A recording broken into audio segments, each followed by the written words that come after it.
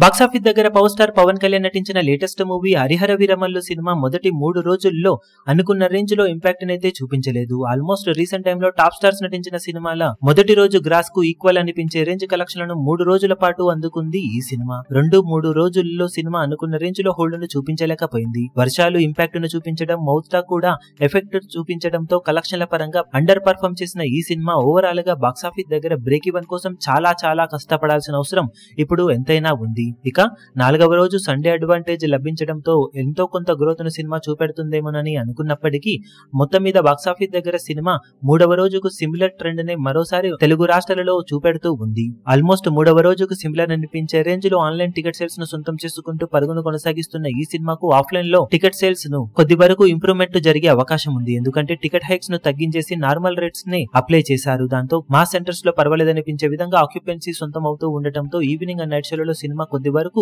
Growth ను చూపించే అవకాశం ఉంది.